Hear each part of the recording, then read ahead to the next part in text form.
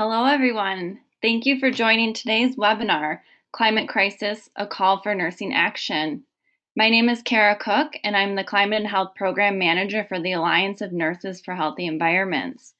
First, I wanted to say Happy International Nurses Day to all the nurses out there. This is a monumental year for nurses and midwives around the world. The World Health Organization has designated 2020 the Year of the Nurse and Midwife, and today we celebrate the 200th anniversary of Florence Nightingale's birth. Starting with Florence Nightingale, who bravely cared for soldiers on the front lines during wartime, nurses have been at the forefront caring for those in need. Today we celebrate the contributions of nurses to society, and we thank all those who are on the front lines caring for those impacted by COVID-19 and responding to the pandemic to ensure others are safe. The unique and powerful quality of nursing is that there are so many intersections of our world where nurses can make an impact, can make an impact. What the COVID-19 pandemic shows us is that there are deep system failures within the U.S. that contribute to health inequities, highlighting that we must address issues such as this pandemic, climate change, and environmental injustices in tandem rather than as distinctly separate issues. And as the largest portion of the healthcare workforce, nurses can be leaders in driving the change towards healthy people on a healthy planet. So before we get started with the webinar, I just have a few housekeeping items. We will take all questions at the end of the presentation. You could enter a question during or after the presentation by entering it into the chat box in the bottom left-hand corner of the screen. This webinar is being recorded, and the link will be sent out to those who registered for the webinar. We'll also post the recording on the Annie website. With that, I'd like to introduce our speakers for today's webinar. We have Carol Lindsey with us, who is a family nurse practitioner. Her career includes 40 years of nursing and public health experience in which she served as an active duty commissioned officer in the United States Public Health Service. We also have Dr. Karen Wolf, who is a nurse practitioner and community health clinical specialist with more than 40 years in nursing practice and nursing education. And last, we have Dr. Lisa Jordan, who is a certified nurse educator working in nursing education and serving on the board of the DC Maryland League for Nursing. So with that, I'll turn it over to Carol to get us started. Okay, thank you, Kara, and welcome everybody. We're excited to have you listen to our webinar today. Thank you for your time. The webinar is Climate Crisis and a Call for Nursing Action. So just the regular disclaimer, we have no conflicts of interest or financial interest in this presentation. And as Kara said, this program, it's being offered today in recognition of the 2020 International Year of the Nurse and Midwife to celebrate and honor Florence Nightingale on her 200th birthday and to recognize the 50th anniversary of Earth Day, which was April 22nd.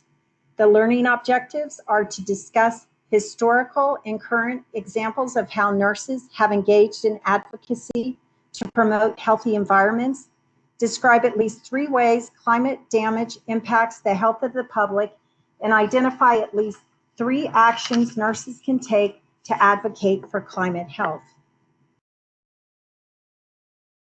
So again, as Kara said, the World Health Organization designated 2020 the International Year of the Nurse and the Midwife. And the goal was to advance nurses and midwives' vital position in transforming healthcare around the world. And if you're a nurse, you obviously know who Florence Nightingale is. She's the founder of modern day nursing. And she was also a British nurse, a social reformer, and one of the pioneering statisticians. In fact, she's one of the primary founders of the field of biostatistics, which is a very important field and applicable during the COVID-19 crisis right now. So as a nurse during the Crimean War, when she was in the military hospital, she noticed that the hospitals were very chaotic and they weren't even recording the deaths correctly. So she established order by creating a statistical method to do this. And she found that when she was collecting the data, she learned about the poor sanitary conditions and how some were related to increase morbidity and mortality. So she applied these statistical methods to make a case for eliminating the practices that contributed to these unsafe and unhealthy environment. And she stressed the importance of environment to health, as you can see from this slide, calling the fouling of air, earth, and water as the major cause of disease. And she even wrote a theory, environmental adaptation theory of nursing. So essentially, Florence Nightingale was the first environmentalist, and she'd just be so proud of you all attending this environmental webinar today on her birthday.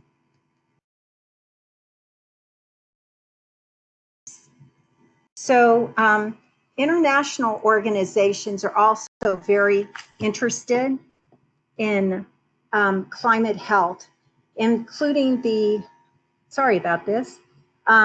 International Council of Nurses. And they're a federation of more than 130 national nurses association, including the American Nurses Association, and they represent more than 20 million nurses worldwide.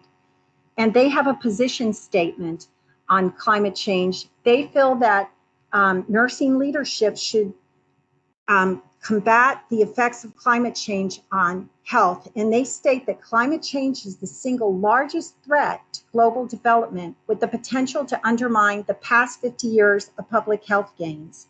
Nurses can make a powerful contribution to both mitigate climate change and to support people and communities around the world to adapt to its impact. And they also believe that leadership from nurses should happen to take immediate action to build climate resilient health systems, which is necessary. And then the American Nurses Association also has a global climate change resolution, and this is just a few excerpts from it. They recognize and they publicly acknowledge the challenges we face as a result of global climate change are unprecedented in human history, and that it's critical that we nurses speak out in a united voice and advocate for change on both individual and policy levels. They also encourage constituent member associations like our state nursing associations to support local policies that endorse sustainable energy sources and reduce greenhouse gas emissions. And they support initiatives to decrease the contribution to global warming by the healthcare industry.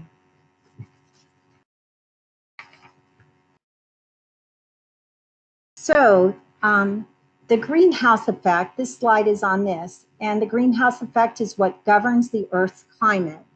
So if you look at the left part of this slide, you'll see a normal carbon dioxide level. So what happens, and many of you already know this, but when the sun radiates the solar radiation to the Earth and the oceans absorb some of this heat, and some of it, the heat is re-radiated back out, and most of it's escaping into space, but some of it is, there's less heat being trapped in the atmosphere when there's a normal amount of carbon dioxide. If there's too much, though, carbon dioxide trapped, it's going to get too hot, and if there's too little, it's going to be too cold.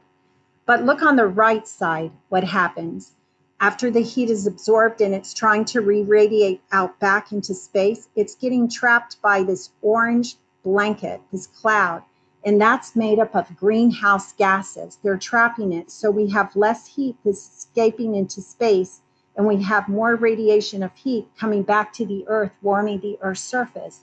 And when we burn coal and gas to make our electricity, or we burn oil and gasoline for our vehicles, anytime we burn fossil fuels, we dump that extra heat-trapping carbon pollution into the atmosphere, and these greenhouse gases make a pollution blanket or a greenhouse effect.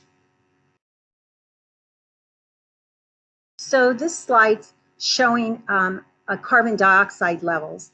If you look down at the bottom, they're going back as far as 800,000 years, a whole millennium to 1950. And the carbon dioxide levels are measured by parts per million. So they were only up to 300 parts per million at the most. But in 1950 to the current level in December 2019, the carbon dioxide levels have increased to 412 parts per million. And they attribute this to human activity of us burning the fossil fuels. And carbon dioxide is a very important heat-trapping greenhouse gas. and it's known as the driver of climate change. So we are seeing carbon dioxide levels go up significantly. And as the carbon dioxide levels go up, we also see the temperature go up. So as you can see from this graph, in the past few decades, greenhouse gases, especially carbon dioxide, are causing the temperature to rapidly warm. So carbon dioxide levels are going up, and we're having the temperature go up. So we just wanted to mention too about the One Health concept, because as climate change is occurring, it's affecting humans, animals, and our environment. And there is an interconnectedness. We have an impact on each other. So the health of the people is closely connected to the health of animals, plants, and our shared environment. So this concept is called One Health, and it's a collaborative, multi-sectoral, and transdisciplinary approach that's supported by the CDC. And the idea of this concept is to achieve optimal health and well-being outcomes, because we recognize that there is an interconnectedness between the environment, animals, and humans. So really encourage you all to read up more on the One Health concept. And now I'm going to turn it over to my colleague, Karen. Thank you. Thank you, Carol, for your introduction and overview of the climate change and global warming. Concern for the health impacts of climate change have been noted by national and international organizations, including the CDC, the Center for Disease Control, the American Public Health Association, and the World Health Organization. And in fact, the Lancet Commission, an international group of health experts, has identified climate change as the planet's #1 public health threat of the 21st century. This slide by the CDC shows you the relationship between the drivers of climate change in the middle of this circle to the 8 primary global effects that are occurring. And as we see, to the impacts on water and food supplying, among others, and the health threats that now humans face on the outer circle. Let's take a look at some of the impacts of climate change on the health of humans. As you see, this listing includes everything from impacts on vulnerable populations to extreme weather to food safety issues, mental health, and well-being. I want to go into a little bit of detail about some of them. Obviously, there isn't time to do justice to all of them. First, let's start with vulnerable populations. Vulnerable populations suffer disproportionately from climate change and from other environmental injustices. As a consequence, they also suffer more in acute and chronic diseases such as the COVID-19 virus that we've seen in the last few months. As we look at the health status of populations, we know that there are significant disparities. These are often associated with the population vulnerability. For example, we know that populations who are vulnerable include elderly, pregnant women and children, people living with chronic and mental health conditions, as well as those minority indigenous populations who are economically disadvantaged. And these are exactly the populations who've been bearing a significant brunt of the COVID-19 virus. Climate damage has placed vulnerable populations at greater risk for infection. People and communities are also differentially exposed to the hazards and disproportionately affected by climate-related health risks. So we know that climate change has the potential to affect the environment in a number of ways that place increased stress on everyone, but disproportionately on vulnerable populations. People who live in risk-prone areas are also more vulnerable. Communities in which people's livelihoods are directly tied to the natural environment, such as through agriculture, fishing, tourism, firefighting, for example, are all at greater risk. And we also know that resilience varies across populations and communities. And we know that communities that are vulnerable are likely to have fewer financial and political resources to buffer the impact. Communities that also may be less resilient when social stressors such as racism, economic inequalities, and environmental injustices weaken their ability to cope with disasters. One example of environmental impact that has been most evident in the last few years is heat-related deaths. Temperature-related deaths and illnesses are on the increase with climate change. We're seeing both greater intensity and duration of extreme heat. Heat-related morbidity is also on the rise, and hot days are associated with cardiovascular and respiratory diseases, kidney failure, and preterm births. Our outdoor workers and older people, pregnant women, children are especially at increase for the health impact from extreme heats. And it's estimated that the mortality to heats are maybe anywhere from 600 to 1,300 people per year in the United States, depending on the type of data collection. The heat-related mortality risks have increased by 4% over the last decade or so, but the intensity is definitely a major issue, as well as the duration. It's estimated that heat-related mortality increases about 2.5% every 1% of temperature increase in intensity, and about 40% for every 1 day increase in heat wave duration. Some 24 million Americans are exposed to extreme heat, or have been exposed to extreme heat in 2011, and between 12.3 million in 2016, compared to the period of time from 1996 to 2005. And as this slide emphasizes, we can expect this heat-related mortality to increase by tens of thousands by the end of the century. Heat-related impact is so important because we see that it results in, as I mentioned, the morbidity of heat-related illnesses of cardiovascular disease, stroke, mental illness, as well as kidney disease. I want to just speak just briefly in that, saying that kidney disease is a very interesting thing, that we're seeing not only an increase in kidney stone formation, but also in more serious renal failure. Approximately 10% of the US population suffers from kidney stones in the Southeast United States, and it's actually called the Stone Belt because so many people, they're 50% more likely to develop kidney stones than the rest of the country. But since 2006, the number of deaths due to chronic kidney disease has increased globally by 28%. This epidemic is especially high among farm workers who perform the heavy labor in hot climates and often are also exposed to pesticides and fertilizers, as well as chronic dehydration. We know that there is also the impact of ground level ozone and particulate matter, which contribute to not only kidney disease but also respiratory disease. I want to leave you with the thought that at a recent conference I attended at Mount Sinai Medical Center in New York, they spoke about the mysterious rise of chronic kidney disease in Guatemala and other Latin American countries, where now they're seeing that there's been an 83% increase, and it's now the second leading cause of death in both Nicaragua, El Salvador, as well as in Guatemala.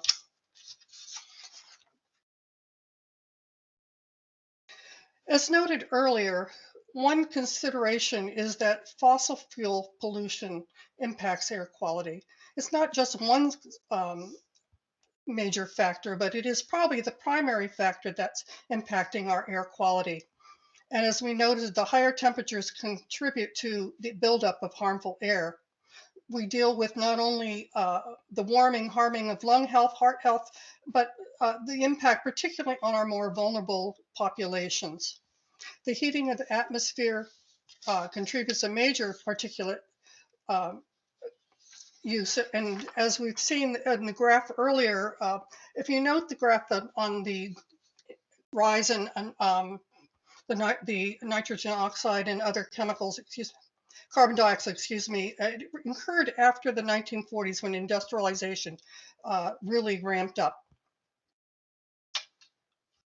The air quality impact of fossil fuel production is most notably includes the ozone smog.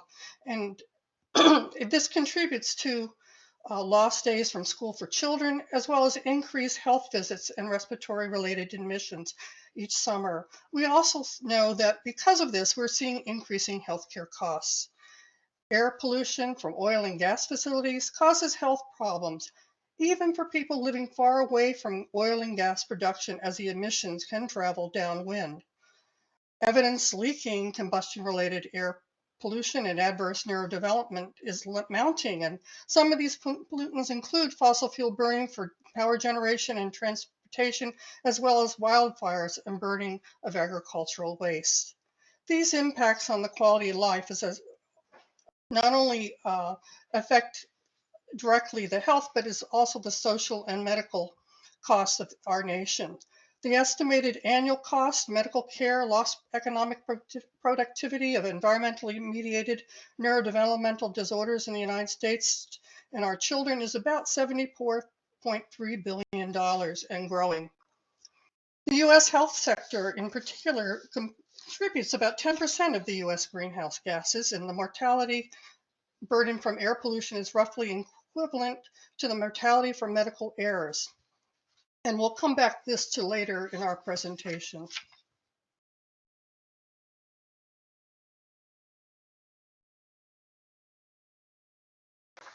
In terms of air quality, we need to also note that we have seen a marked increase in fire and smoke from the wildfires in recent years. This is particularly notable in the western United States, where wildfires have been increasing in frequency and also 4 times the duration since the mid-1980s. In the 1970s, wildfire season was typically about 5 months or less, but as of 2015, the wildfire season has been lasting for more than 8 months. More than half the states in the western United States have experienced their largest wildfires since the year 2000, and 15 of California's 20 top fires have occurred since 2000. This is not a unique phenomenon to the United States, but other countries such as Portugal and Australia have also experienced extensive wildfires. A major factor in wildfire production are the hot, dry conditions and droughts. And we could speak a great deal about droughts if we had more time, but these help create wildfires, and they also cause an intense and long burning fires once they are started. The smoke from wildfires can significantly increase the number of emergency room visits related to asthma and other respiratory ailments. And similar to other air pollution, wildfire smoke can travel long distances and affect the health of people far downwind. Another major air quality consideration are allergens. And it's important to note that climate change has contributed to both greater morbidity related to allergies. Exposure to unhealthy levels of ozone damages our lungs and worsens the allergic responses to pollen allergens. The NRDC report found that some 275 counties in the United States, home to more than 209 million people, have experienced both ragweed pollen and unhealthy ozone days. The allergenic pollen seasons during the past decade have started about 3 days earlier than the previous decade, and the average daily count of pollen and peak value have increased by 46% and 42.4% respectively. I want to add that while it's not a respiratory allergy, but it is an allergen, poison ivy is also on the increase. A research study by Louis Ziska, former plant physiology of the U.S. Department of Agriculture, has said that rising carbon dioxide levels and forest disruption are making poison ivy spread faster, grow larger, and show up in new places and become more toxic. Now, for a slight change of pace, I want to just briefly address extreme weather. We know that weather patterns are changing with more extreme weather, and while we know that there are rising sea levels, the heating of the ocean is also intensifying storms, increasing rainfall intensity and amounts. Flooding is impacting a number of our communities, not only through hurricanes, but also the intense rainfall and rising sea levels. For example, here in my home area of central Pennsylvania, we've experienced record rainfalls leading to repetitive 100-year floods in a 5-year period. Flooding causes direct damage and health risks from injury to depression, but flooding can also lead to outbreaks of toxic mold. Many molds are associated with allergy and as well as asthma attacks, increasing the risk for future asthma in infants as well as increasing the risk for serious complication in immune-compromised populations and cancer.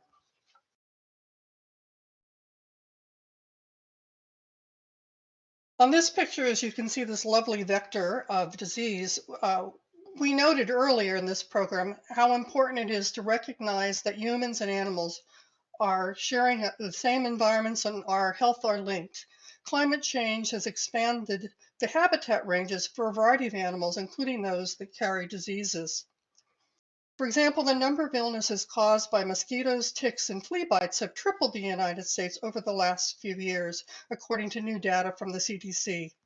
According to the CDC, more than 640,000 cases were reported across the country from 2004 to 2016, and the officials say that this number is likely an underreporting the actual incidence. During this period, 9 new germs spread by mosquitoes and ticks were identified or introduced in the United States. As high global admissions couple with fast population growth, the number of people exposed to mosquitoes could double to as many as 8 to 9 billion people by the end of this century, compared to the current 4 billion people. Tick-borne diseases are probably quite familiar to many of you if you're a nurse or a nurse practitioner. Ticks are vectors that transport a number of rickettsial diseases, most notably is Lyme disease. And the ticks that carry it are now found in half of all the U.S. counties. This marks a 44.7% increase in the number of counties that have recorded the presence of these ticks over the last 20 years. Since the 1990s, the number of counties in northeastern United States that are considered high risk for Lyme disease have increased by more than 320%. And I will say, as a nurse practitioner in primary care practice, so have the number of patients coming in with tick-borne diseases. As we talk about climate change, it's important to think back. I presume most of us as children remember the water cycle, but I think it's important to recognize that our good water quality is essential to health. Water quality is affected by rising temperatures as well as what we put into it. The temperature and precipitation changes that we're seeing are affecting the quantity and quality of water. Factors related to climate change, including temperature, precipitation, related runoffs from hurricanes and storm surge, affect the survival, spread, and virulence of toxicity of a variety of agents that cause water-related illnesses. Waterborne diseases may be caused by a variety of pathogens, from bacteria, virus, and protozoa, and also illnesses are being caused by toxins produced by harmful algae and cyanobacteria, as well as by the chemicals that are being introduced into the environment by human activities. Across the United States, climate change is affecting both the fresh and marine water resources in ways that will increase people's exposure to both water-related contaminants and disease. Exposure may occur through ingestion, inhalation, or direct contact with contaminated water or recreational water through the consumption of both fish and shellfish. I want to just put a plug in to say how important it is for us as nurses to pay attention to the EPA regulations and standards. These are supposed to protect our water quality, and it's essential that nurses and other health professionals work to assure that we set, maintain, and attain the standards for our water quality.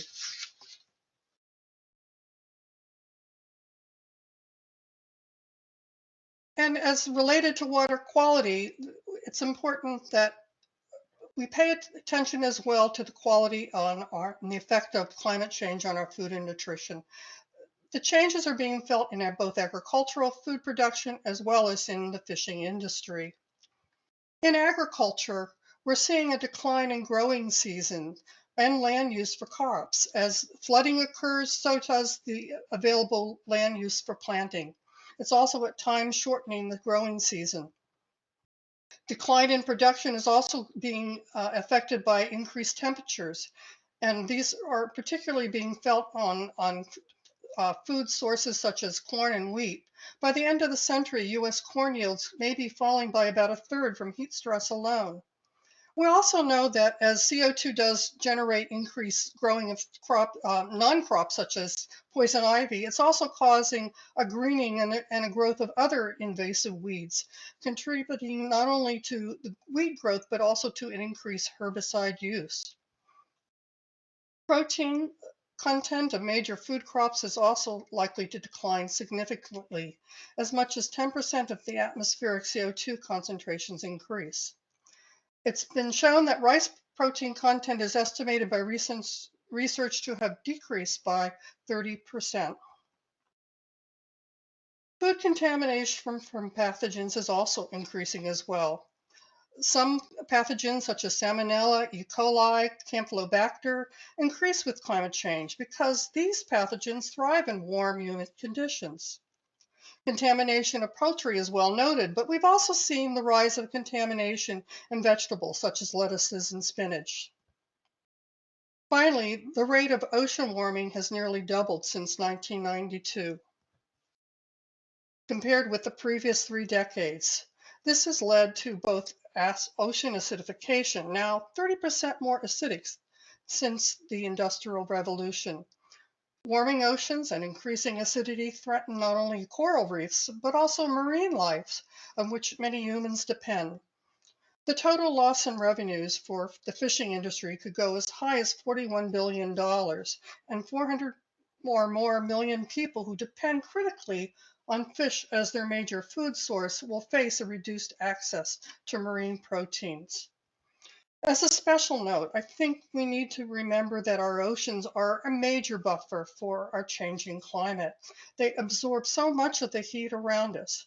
But as our warmer oceans occur, so do more intense storms. Now I'd like to turn things over to Lisa, who'll describe some of the health effects and nursing actions to address climate change. Thank you, Karen. Now let's look at the issue of mental health. The first Director General of the World Health Organization, Dr. Brock Chisholm, championed the notion that mental and physical health were intimately linked. He famously stated that without mental health, there can be no true physical health. Climate damage from severe weather patterns can cause injuries, fatalities, and illness. Think about it. Even a change of seasons brings a worsening of allergies and other disease conditions. This slide speaks to the links among physical, mental, and community health. The important message is that climate damage directly impacts all three. But not all Americans are affected equally. There are certain vulnerabilities that are worsened by climate change. Sadly, our vulnerable are again the most vulnerable. It is important to recognize that patients and providers are all at risk. 70 to 40% of victims of disasters experience problems such as anxiety or depression. As temperature goes up, so does violence. Heat impacts arousal, resulting in a decrease in attention and self-regulation, and an increase in negative and hostile thoughts. Multiple stressors can lead to risky behaviors like increases in substance abuse, smoking, and unhealthy eating. Physically, we see a lowered immune response, sleep deficiency, worsened existing disease, and problems with digestion and memory. Social disruption and separation can lead to domestic violence and child abuse. Regarding chronic impacts, a study in areas affected by Hurricane Katrina showed that suicide and suicidal ideation more than doubled, and 1 in 6 people met the diagnostic criteria for PTSD. An astounding 49% of people developed an anxiety or mood disorder. Higher temps linked to increased suicide overwhelm the coping abilities for people who are psychologically fragile and exacerbate pre-existing mental health problems. Solastalgia, loss of personally important place and natural treasures, as well as eco-migration, lead to a sense of loss of place and desolation. Loss of autonomy leads to emotional pain and disorientation. Losing treasured objects and place-bound work leads to a diminished sense of identity, stability, security. Increases in stress from climate damage can result in panic attacks, obsessive thinking, and the experience of unrelenting day-by-day despair. Eco-anxiety is afflicting an increasing number of individuals who worry about environmental doom. Environmental interventions to address climate damage include mitigation, adaptation, and restoration. These actions can be easily understood using our well-known levels of disease prevention. Primary prevention promotes health and prevents disease. Mitigation refers to actions to reduce or even prevent greenhouse emissions. Secondary prevention includes screening for illness and treatment. Actions involved with adaptation are focused on reducing risk. Tertiary prevention refers to the management of a disease process. Climate restoration involves an interprofessional approach with the goal of not only withstanding the damage from a climate disaster, but the planned potential to even thrive during periods of such stress. Resilience incorporates solutions which span personal to community-wide behaviors. It takes planning a response to actual or expected climate changes and represents disaster preparedness across economic, infrastructure, natural, and human health systems. Communities, frankly, countries, need to adapt to and implement actions to respond to the impact of climate damage and prepare for a better future. In collaboration, health professionals have an important role to advocate for better planning and policies for our health and well-being. And we must all realize that it is well past time that we seriously address health inequities. Let's take a closer look at how we get there. Mitigation can include using new technologies and renewable energies, making older equipment more energy efficient and changing behaviors. Climate solutions are vast. There is so much we can all do every day to implement them. Natural solutions include reforestation, greening of infrastructure, native planting, and emission farming techniques. Climate policy includes regulations, performance standards, and incentives to provide both climate and economic benefits. Public transportation and changes in personal behaviors cover every aspect of life. We adapt to reduce risks with a focus on altering human behaviors to slow the trajectory of climate damage, assessing unique vulnerabilities, and creating solutions. Intervening in a manner to prepare communities for health, social, and economic changes. While we recognize that the health industry is a significant contributor to greenhouse gas emissions, it has a major responsibility to address this issue. Engagement is the key to restoration, brought about through collaboration to support effective sustainability, and advanced solutions. Health professionals have always been on the front lines. Our role? Increase awareness and provide education. Advocate for solutions and policy support. Throughout the day, both at work and at home, there are hundreds of choices we can make to be part of the climate solution. By recycling and composting to reduce waste, consuming wisely, and other behavioral shifts, each of us can make a tremendous difference. The truth is, going green is quickly becoming mainstream. Solar and wind energy have achieved a 20% rate of adoption and are expected to more than double in the next 7 years.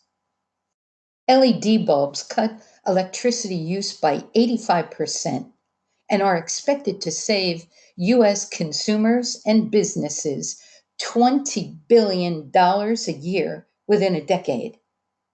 Electric vehicle sales in the United States increased 81% in 2018 alone.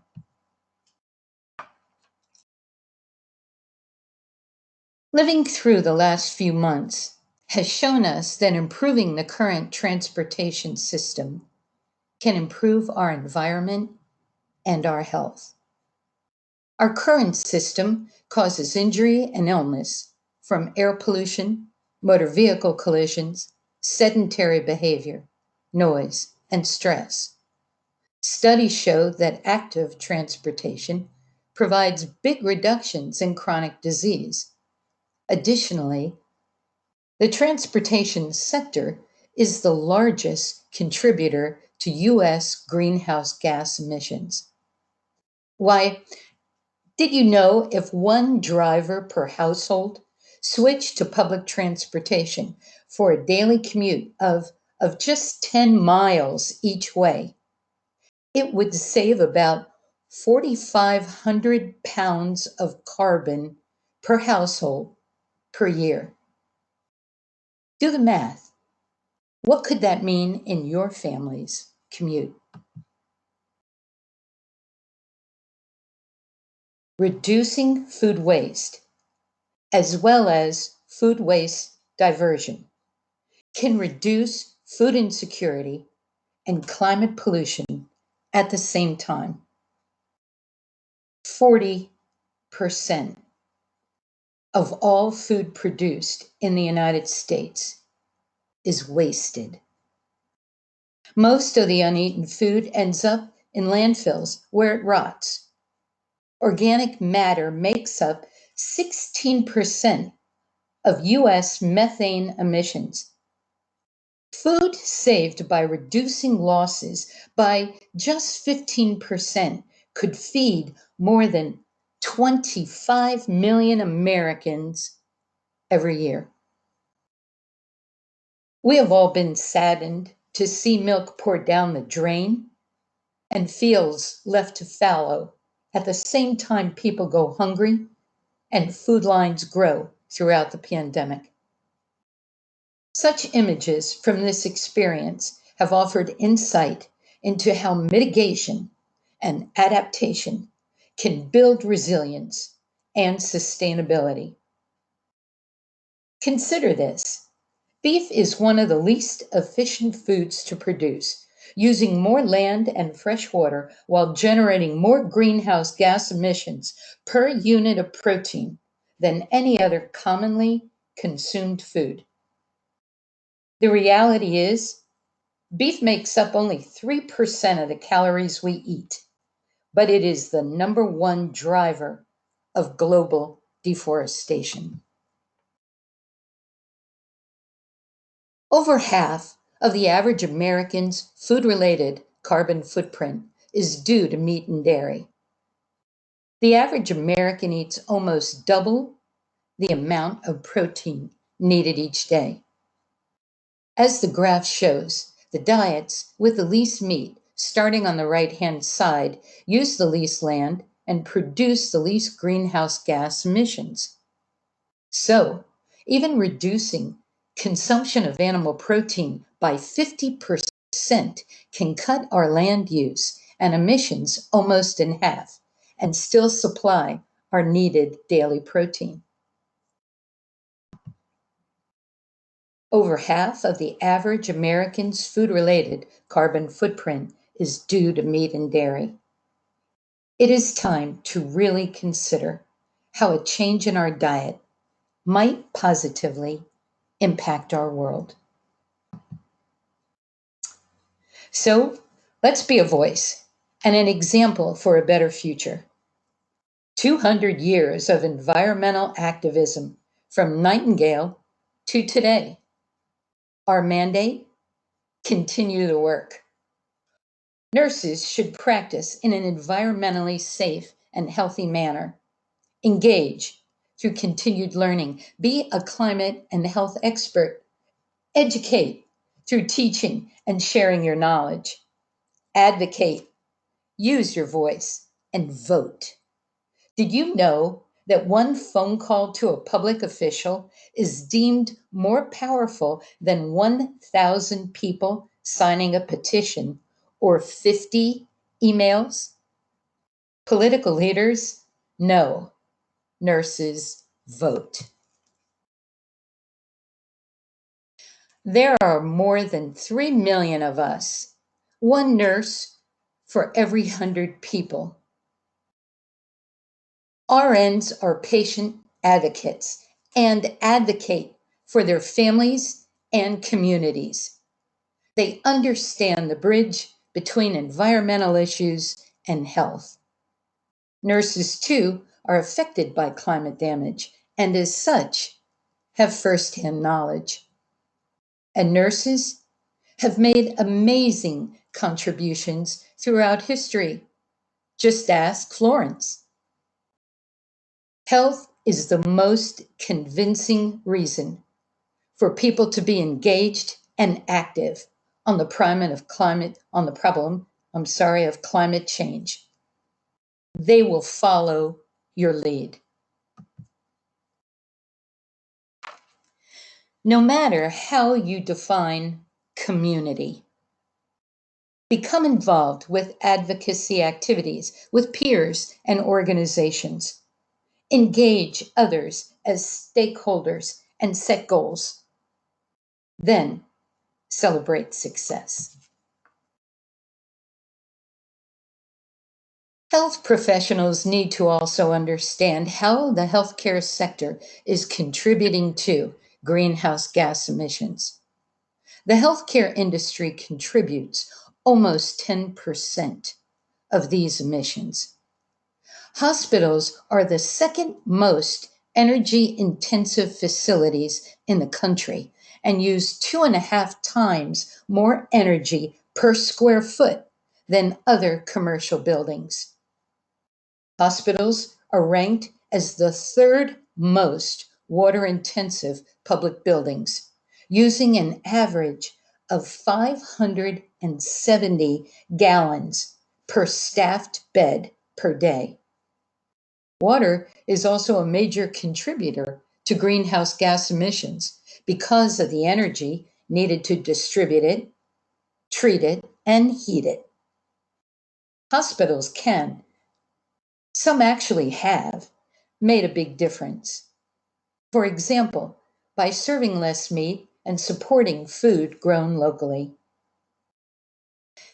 It is stunning to realize that U.S. hospitals generate 29 pounds of waste per patient day in the hospital.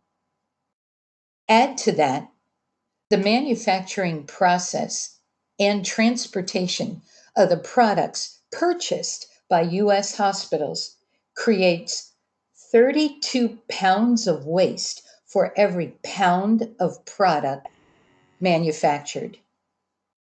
We can do better. My dream? Every nurse, a nanny nurse. Thank you. Now back to Carol.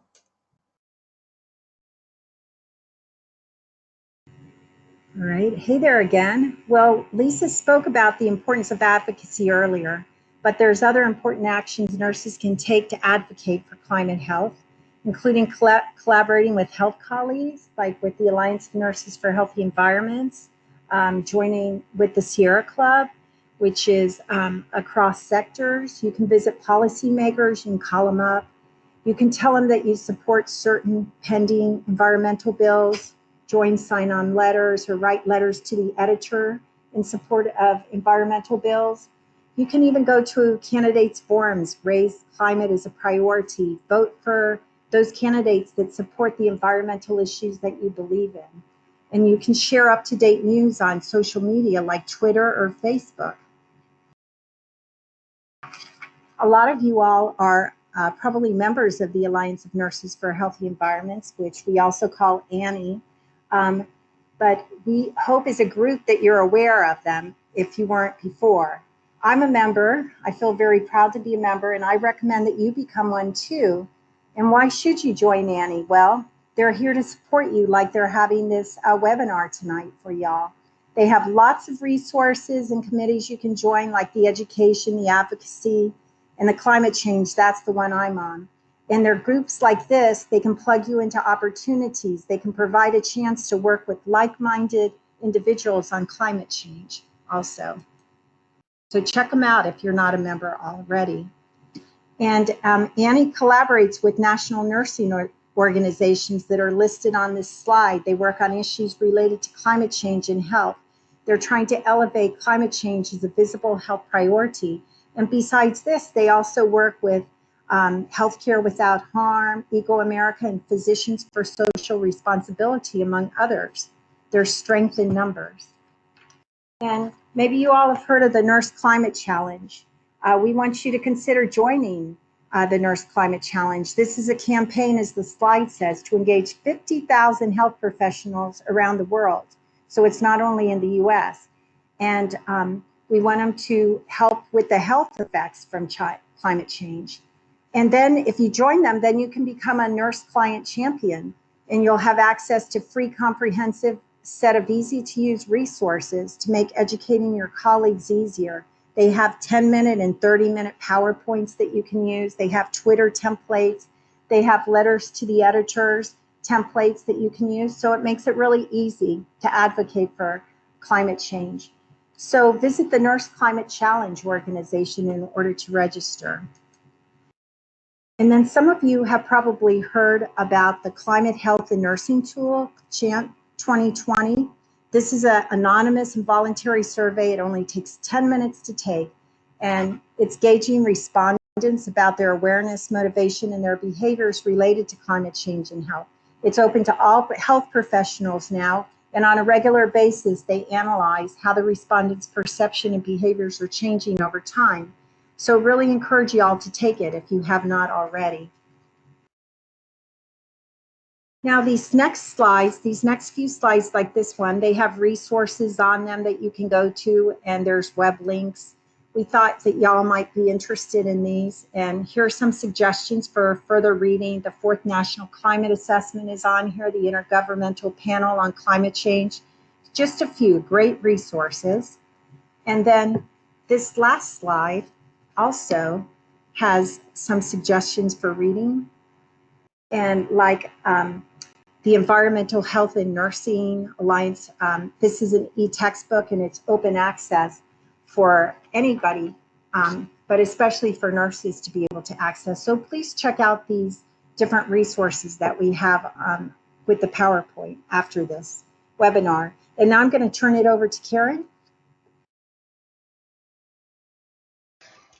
At this time, we'd just like to send our appreciation to the variety of groups that supported us in the production of this webinar, from the Alliance of Nurses for a Healthy Environment, and many of our resources from the CDC, climate.gov, Eco America, and the list goes on. At this point, then, I'd also like to turn things over to Kara, as we'll open it up for a few questions, but we want to leave you with this thought from Florence Nightingale. today on her 200th anniversary of her birth that no amount of medical knowledge will lessen the accountability for nurses to do what nurses do. That is, manage the environment to promote positive life processes. Thank you so much, Carol, Karen, and Lisa. That was an amazing and extremely comprehensive presentation. So I thank you all for that. And we do have a few minutes for some questions, and we do have some coming in the chat box. So the first one I'll ask is, I find that a lot of my colleagues have no interest in environmental issues. What do you think the best way to educate our nurse peers is?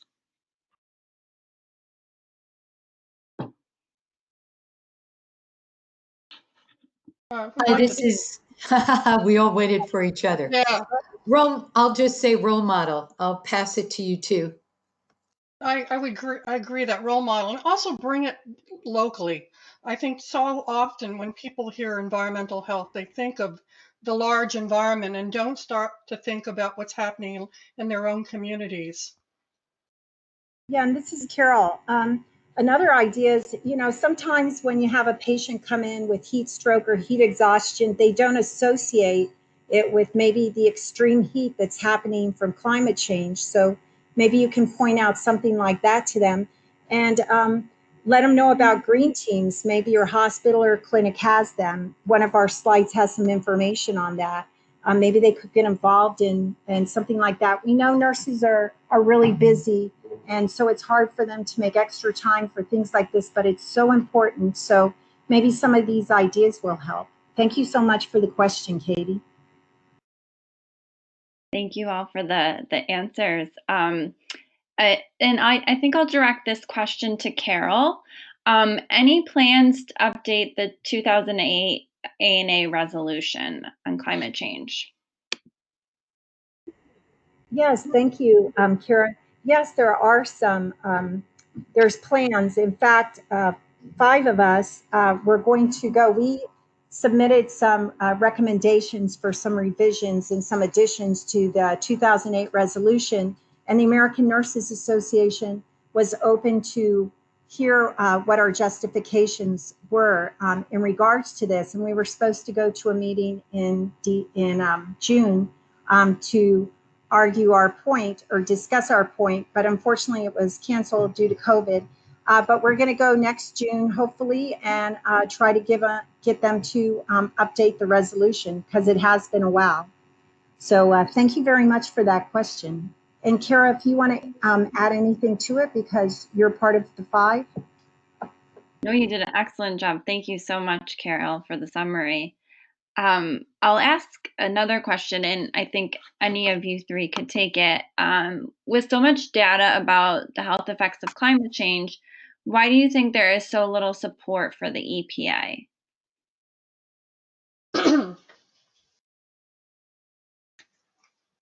Go, Karen. Why? Well, you mean currently? One of the issues is, we're constantly in this nation trying to balance policies between what is health promoting and what is the economy promoting. And I think one of the considerations that I've run into a lot in my area, Pennsylvania, is pushback on the EPA because it does cost more in some instances for some regulation, or at least that is the perception. And so part of it is, I think, the struggle to find a balance. And I think we're currently in a very difficult time in our history where there is a huge pushback on many different kinds of regulation. And the EPA is experiencing, as most, if you're tracking it, you know that they've been rolling back air quality standards, water quality standards, acceptable pollutants, etc. And it is quite of concern because it's going to have lasting impacts for the generations and to some extent in unraveling health gains that we've had because of the standards and regulations that we've had in place. The political climate is one where things like coal are more important than health. And climate deniers are loud. So we need to be loud as well. And just be aware of the kinds of threats to bills like the Clean Water Act, Clean Air Act that are being rolled back. And sadly, fight for the land that is all of ours, our national parks, and those that are sacred lands of our Native American peoples. Be aware and voice your thoughts. And also vote, for the candidates that are going to support environmental issues and that maybe don't necessarily support what's going on in the EPA right now. So it's very important to stay cognizant of which candidates are supporting environmental issues. And to support our experts, to support the EPA. People that are talking are being put in lower positions or even fired. Be aware of what's happening and have your voice. Thank you for that question. All right, and we are at time now, so I just want to give another thank you to our three amazing presenters, and a thank you to all of those who are attending, and then a final thank you to all the nurses out there. Thank you for all you do every day, and in your positive impact that you have on the world. And just a really brief reminder, the evaluation and information on how to get your nursing CEs for this webinar will be sent out tomorrow. So be looking out in your email for that, and that will be sent to all those who attended and registered for the webinar. So thank you so much for joining us.